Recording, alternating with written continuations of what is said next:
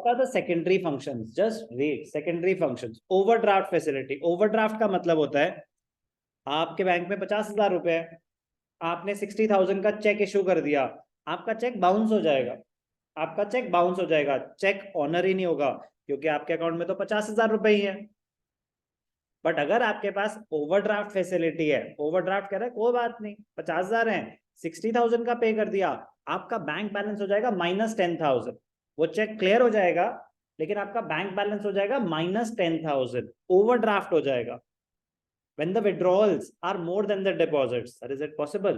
Yes, अगर आपने वो फैसिलिटी अवेल कर रखी है, बैंक ने आपको वो फैसिलिटी दे रखी है, नॉर्मली बिजनेसमैन को ये फैसिलिटी दी जाती है, और जितना ओवरड्रॉ हुआ है उस पे बैंक इंटरेस्ट चार्ज करता है, उस पे बैंक इंटरेस्ट चार्ज करता है। It refers to the facility in which a customer is allowed to overdraw his account, मतलब withdraw more than what he has in the account upon an agreed limit. Limit set कर देता है कि bank overdraft आपको चलो 1 लाख का, 10 लाख का, 50 लाख का, सबके अपनी ओवरड्राफ्ट की लिमिट होती है। This facility is generally given to respectable and reliable customers for a short period. इसमें भी अब वेरिएशन आ जाती है, लॉन्ग पीरियड के लिए भी दी जाती है, बट क्रेडिट वर्दिनेस होनी चाहिए। Customers have to pay interest to the banks on the amount overdrawn by them. Overdraft facility देते हैं, discounting, just read once, discounting of bills of exchange. Oh Jesus, non commerce students कैसे सुनेंगे ये? ध्यान से देखना, कहानी सुननी पड़ेगी तभी समझ आएगा। मैंने अक्षता को सामान बेचा, मैंने अक्षता को सामान बेचा 50 लाख रुपए का, ठीक है जी। अक्षता ने बोला कि भैया पैसे ले लेना, पैसे ले लेना। मैंने कहा कब ले लेना? उसने बोला 3 महीने में ले लेना। मैंने कहा अच्छा 3 महीने में, तो तब तक मैं क्या करूं? घबराहट में जीऊंगा, ठीक है ना। इसने तो बोल दिया ले लेना, कल को नहीं दिए तो क्या मेरे पास ऑप्शन होता है कि मैं एडिशनल डॉक्यूमेंटेशन कर सकता हूँ? ये सिर्फ नॉलेज से है तो सुन लेंगे बस। मैं आपके साथ एडिशनल डॉक्यूमेंटेशन कर सकता हूँ, एक कागज का टुकड़ा, उस पर लिखा होगा बिल ऑफ एक्सचेंज, बिल कि Akshata has to make a payment of 50 lakhs by this date. तो जिसने पैसे देने हैं उसके लिए होता है बिल्स पेएबल, जिसने पैसे लेने हैं उसके लिए होता है बिल्स रिसीवेबल। अब मेरे पास एक डॉक्यूमेंट आ गया जिस पे लिखा हुआ है मुझे 50 लाख रुपए मिलने हैं, किससे? अक्षता से, डेट मेंशन्ड है, तो अब है तो वो कागज ही, मन की तसल्ली। एक थी बातें, अब हो गया कागज। उस कागज को बोलते हैं बिल ऑफ एक्सचेंज, उस कागज को, उस डॉक्यूमेंट को, इंस्ट्रूमेंट को बोलते हैं बिल ऑफ एक्सचेंज। मैं बैंक के पास जाके बोल सकता हूँ कि देखो अक्षता ने मुझे 50 लाख रुपीस देने हैं 3 months में, मुझे ना अभी पैसों की जरूरत है, तो आप ऐसा करो ये बिल अपने पास रख लो, आप 3 महीने बाद अक्षता से पैसे ले लेना, आप प्लीज मुझे अभी पैसे दे दो। सर बैंक ऐसा क्यों करेगा? 50 लाख का बिल है, मैंने बोला अच्छा चलो अपनी कमीशन चार्ज कर लो, कह रहे ठीक है हम 2 लाख रुपीस कमीशन चार्ज करेंगे, डिस्काउंटिंग चार्जेस होंगे 2 लाख। हम आपको, बैंक देगा 48 लाख रुपीस मुझे और मेरे से बिल ले लेगा पूरा। अब 3 months के बाद वो जाएगा अक्षता के पास, अक्षता से पूरे 50 लाख रुपए लेगा। इस प्रोसेस को बोलते हैं डिस्काउंटिंग ऑफ बिल। तो बैंक ये फैसिलिटी ऑफर करता है, बट सर ऐसे कैसे दे देगा? वो ऑब्वियसली चेक करेगा क्रेडिट वर्दिनेस कि भैया कौन है अक्षता, क्या है इसका बिजनेस वैल्यूएशन और क्या रहा है इसका पास्ट रिकॉर्ड, तब जाके वो डिस्काउंटिंग होती है, तब जाके वो चीजें चेक होती हैं, ऐसे आंख बंद करके नहीं होती। But the point is one of the function, secondary function of commercial bank is discounting of bill of exchange.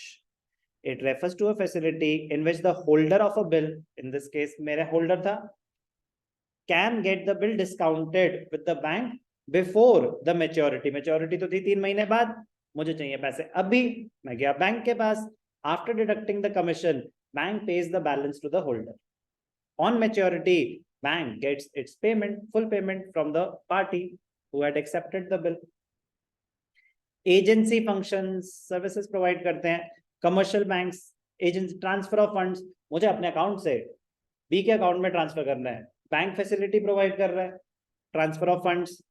Collection and payments of various items, मेरे बिहाफ पे डिविडेंड, मेरी इन्वेस्टमेंट है उस पर डिविडेंड आएगा, इंश्योरेंस पॉलिसी का पैसा आएगा, मेरे बिहाफ पे कुछ पेमेंट्स कलेक्ट कर लेना।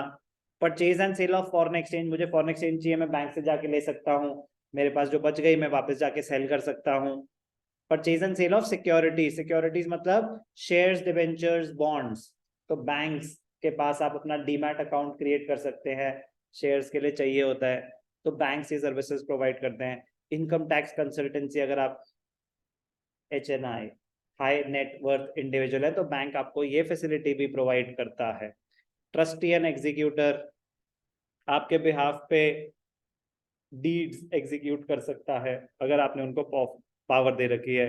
Letters of references, they give information about the economic position of their customers to the traders. मुझे आपसे क्रेडिट लाइन मतलब बिजनेस करना है, तो आपने बोला भाई साहब मैं तो आपको क्रेडिट पे सामान नहीं दूंगी, तो मैं बैंक से लेटर ला के दे सकता हूँ, लेटर ऑफ रिकमेंडेशन, जैसे कॉलेज में यूज होता है कि भैया लिख के दो ना कि मैंने कितने अच्छे से 10 साल से बैंक अकाउंट मेंटेन किया हुआ है और आज तक कोई डिफॉल्ट नहीं किया हुआ, तो ऐसे होते हैं letter of references. Just read once, you should know, knowledge से यू शुड नो।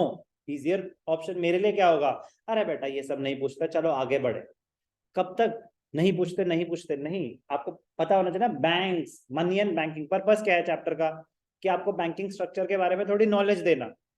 सिर्फ वही पढ़ते रहोगे कि एग्जाम में क्या आएगा, एग्जाम में क्या आएगा, तो बैंकिंग स्ट्रक्चर क्या है वो कैसे समझेंगे हम।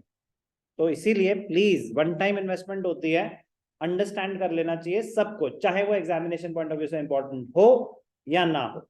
जो होगा उसको तो मैं बहुत डिटेल में, जब मैं खुद ही बोल रहा हूँ जस्ट रीड, तो मतलब वन लाइनर आपको बोलना लिखना आना चाहिए, अदरवाइज इम्पॉसिबल है यार, कैसे बता दोगे डिस्काउंटिंग ऑफ बिल क्या होता है। लेकिन फंक्शन है बैंक का तो पता होना चाहिए ना, वन लाइनर, वन लाइनर, उसको आपको ये नहीं कि जज्बाती होकर याद करना है, no it is not important but you should no.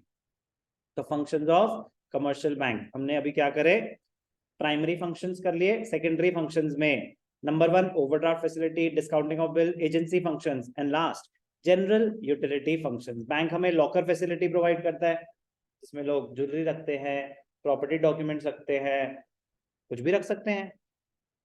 Travellers checks, travellers checks एक इंस्ट्रूमेंट होता है कि अगर आप कहीं ट्रैवल कर रहे हैं तो ट्रैवलर्स चेक्स आप वहां जाके उसको एनकैश करा सकते हैं, थोड़ा सा सेफ्टी बढ़ जाती है। कैश नहीं है, ठीक है ना, कैश नहीं है, बट ट्रैवलर्स चेक्स हैं, तो आप वहां जाके बैंक से उसके अगेंस्ट पैसे ले सकते हैं, ताकि चोरी होंगे तो वो किसी और को नहीं मिलेंगे, मतलब रिलेटिवली सेफ रहता है, रिलेटिवली सेफ रहता है। Letter of credit, LC, LC, LC कहते हैं बिजनेसेस के लिए एलसी यूज। अगर आप इंपोर्ट एक्सपोर्ट कर रहे हैं, इंपोर्ट एक्सपोर्ट कर रहे हैं, आपको फॉरेन कंट्रीज में पेमेंट्स करने हैं, तो ये एक फाइनेंशियल इंस्ट्रूमेंट यूज होता है to make payments in foreign countries. Letter of credit एक सर्विस प्रोवाइड करता है बैंक, आपके बिहाफ पे गारंटी ले रहे हैं। अगर आपने एलसी है ना आपके पास, एलसी लेटर ऑफ क्रेडिट, तो आप किसी के साथ ट्रेड कर रहे हो फॉरेन कंट्री के साथ, किसी बिजनेस के साथ, वो कह रहा है मैं ऐसे कैसे सामान भेज दूं, कल को आपने पैसे देने से मना कर दिया तो, कह रहे मैं कैसे पैसे दे दूं, कल को आपने सामान नहीं भेजा तो ऐसे सिनेरियो में यूज होता है एलसी, लेटर ऑफ क्रेडिट। तो बैंक लेता है गारंटी कि अगर आपने सामान भेजा और वो एज पर दी ऑर्डर हो, तो जैसे ही वो पोर्ट पे पहुंचेगा यहां से पैसे रिलीज हो जाएंगे, यहां से पैसे रिलीज हो जाएंगे। तो ना आपने रिस्क लिया ना उन्होंने रिस्क लिया, तो फैसिलिटी ऑफर कर रहा है। आपसे नहीं पूछ सकते कि एलसी क्या होती है, बट आपको पता होगा तो एडवांटेज, नहीं पता हो तो कोई दिक्कत नहीं है। Underwriting securities, commercial banks, underwriters, underwriters थोड़ा सा हैवी हो जाएगा आपके लिए। कंपनीज पैसे रेज करती है, कंपनीज कैसे पैसे रेज करती है, शेयर्स इशू करती है companies, IPO, initial public offer. Company को पैसा रेज करना है तो शेयर्स इशू करती है, तो जब कंपनीज शेयर्स इशू करती हैं तो एक क्राइटेरिया होता है मिनिमम सब्सक्रिप्शन क्राइटेरिया, कि मतलब अगर उन्होंने 100 करोड़ के शेयर्स इशू करे पब्लिक को, तो public has to apply for these shares. अगर 90% एप्लीकेशन नहीं आई, अगर 90% एप्लीकेशन नहीं आई, तो company cannot go ahead with the process of allotting those shares. They have to cancel the process, refund all the money. कह रहे लोगों ने 90% से कम अप्लाई करे हैं, ये प्रोसेस स्क्रैप कर दिया जाएगा, सबके पैसे वापस करो। तो the companies have to make sure that they get full applications और at least minimum subscription criteria fulfil हो जाए। उसके लिए वो बैंक्स को अपॉइंट करती है as underwriters. Underwriters take the responsibility. Underwriters take the responsibility of fulfilling the minimum subscription criteria. तो बैंक्स आपके बिहाफ पे शेयर्स इशू करेंगे। पब्लिक ने ले लिया, बहुत खुशी की बात है। नहीं लिए, जो बच गए वो बैंक खरीद लेगा। फिर उसके लिए वो क्या चार्ज करेगा? Underwriting commission. क्या चार्ज करेगा? Underwriting commission. तो underwriters they take the responsibility, security, shares allot हो जाएं जितनी भी रिक्वायरमेंट है। तो आपको बस जनरल आइडिया होना चाहिए। Collection of statistics, data collect करते हैं, गवर्नमेंट को प्रोवाइड करते हैं। Commercial banks receive deposits from the public and use these deposits to give loans. However loans offered मजा तो अब आएगा। Loans offered are many times more than the deposits received by the banks. Banks के पास आए 100 रुपए, वो 1000 तक का लोन दे सकते हैं। वो तो अभी देखेंगे कैसे, बट मेनी टाइम्स मोर। यही तो खेल है सारा। This process, this function of the commercial bank is known as money और credit creation.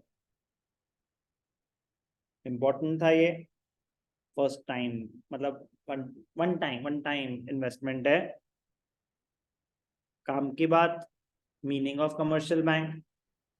All banks are financial institutions, all financial institutions are not banks. Spread का मीनिंग इंपॉर्टेंट है, primary functions important है। बाकी just read पता होना चाहिए knowledge से।